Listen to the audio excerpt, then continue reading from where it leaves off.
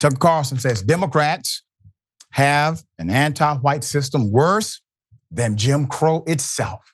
All right, here it is. So you don't see him as the Dems' great white hope from California for 2028?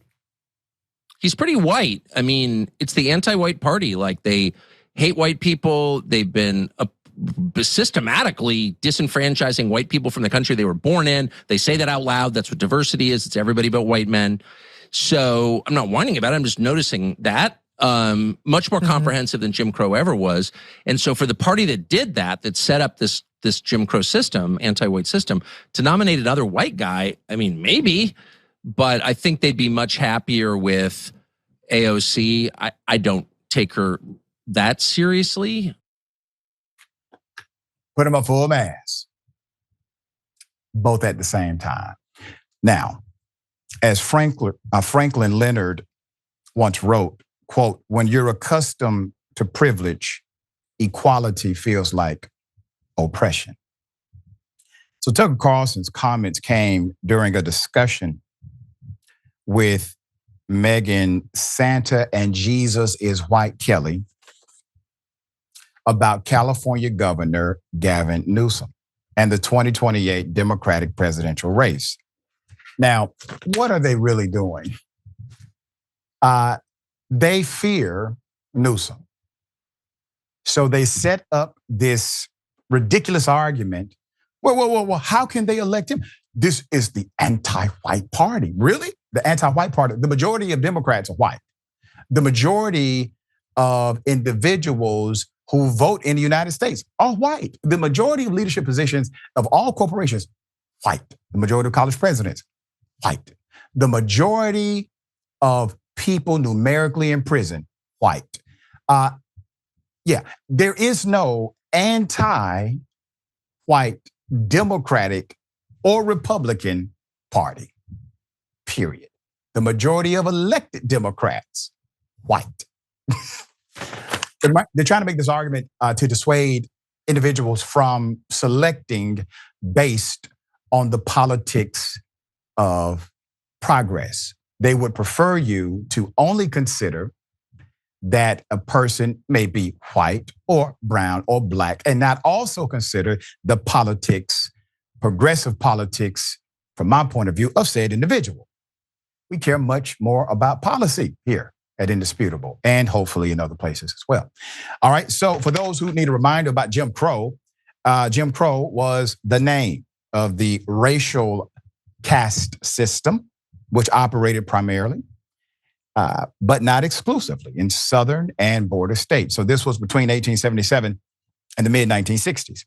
Jim Crow was more than a series of rigid anti-black laws.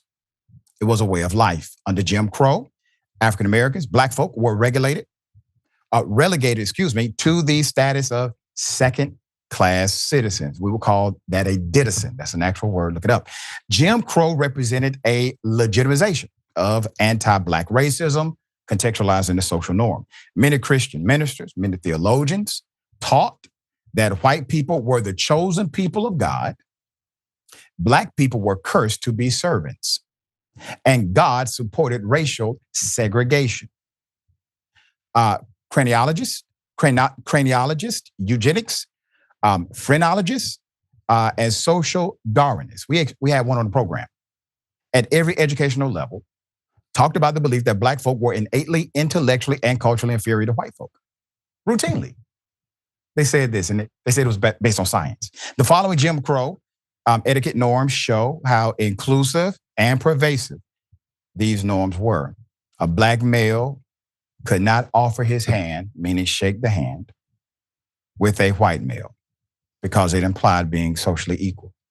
Obviously, a black male could not offer his hand or any other part of his body to a white woman because he would risk his life or being accused of sexual assault. Black and white people were not supposed to eat together. If they did eat together, white people were to be served first, and some sort of partition had to be placed between them both. Under no circumstances was a black male to offer to light the cigarette of a white female. These were real laws real gestures. The gesture implied intimacy. Black people were not allowed to show public affection toward one another in public, especially kissing, because that offended white people. Jim Crow etiquette prescribed that Black people were introduced to white people, never white people to Black people. For example, Mr. Peters, the white person, this is Charlie, the Black person that I spoke to you about. White people did not use courtesy titles of respect when referring to Black people.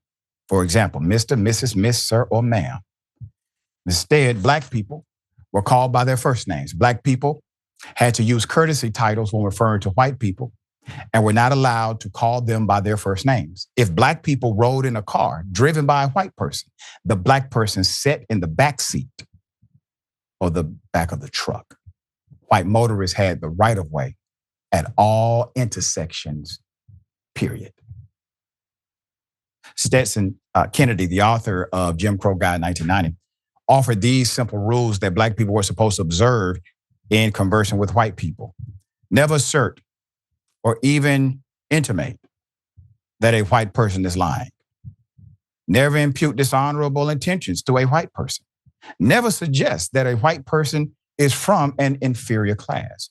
Never lay claim to or overly demonstrate superior knowledge or intelligence. Never curse a white person. Never laugh at a white person. Never comment upon appearance of a white female. The Jim Crow laws and system of etiquette were undergirded by violence, real and threatened. Black people who violated Jim Crow norms, for example, drinking from the white water fountain or trying to vote, would risk their homes, their jobs, and even their lives. White people could physically beat Black people with impunity. Black people had little legal recourse against any of these assaults because the Jim Crow criminal justice system was all white. Police, prosecutors, judges, juries, and prison officials. Violence was instrumental for Jim Crow. It was a method of social control. It was the most extreme forms of Jim Crow. The most extreme form was lynching. So Tuck, you mean to tell me that your propaganda of Democrats creating an atmosphere worse than Jim Crow for white folk? Come on. Grow up, man. It's ridiculous. You need to stop lying to your people. Show them some respect. All right, Ben, thoughts here? Tucker Carlson and the Republican Party writ large these days love to see everything through a racial lens and then prescribe that it is the Democrats, that it is the other side, that is the ones that are dividing us by race. It is insane. It's so obtuse and intentionally, I think, intentionally not self-aware of these people. They're the party that must always divide upon race. They're the party that must always make sure that people who are different than white people feel inferior, feel treated differently. Leave it to a party that sees themselves as superior to tell the other party, well, you clearly hate white people. No, it's just that we don't like white people more than other groups. Hearing these Jim Crow laws read back by you, it's just stunning. It sounds like it's from some horrible dystopian novel. And this was America's reality, even in our parents' lifetimes. And obviously it all hasn't been even corrected still. And especially in certain parts of the country, still in these border states and these southern states especially, but all over.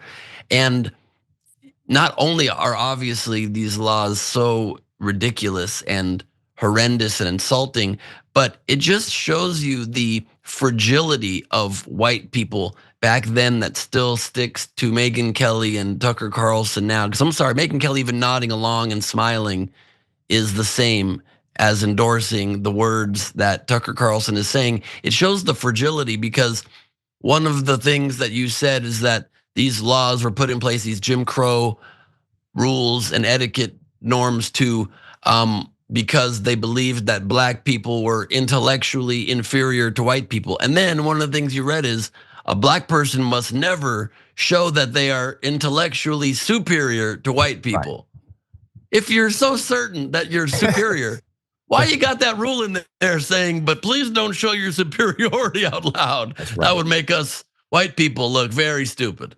So thank God we're evolving past a lot of it, but it's a long road, it's a slow road, and the way to get past all of it is certainly not by empowering these racial lens-tinted idiots in the Republican Party that divide us further simply for gains of clicks. It's really gross, and that's right. There's always going to be an audience, but hopefully that audience shrinks more and more into the future. And that is the work.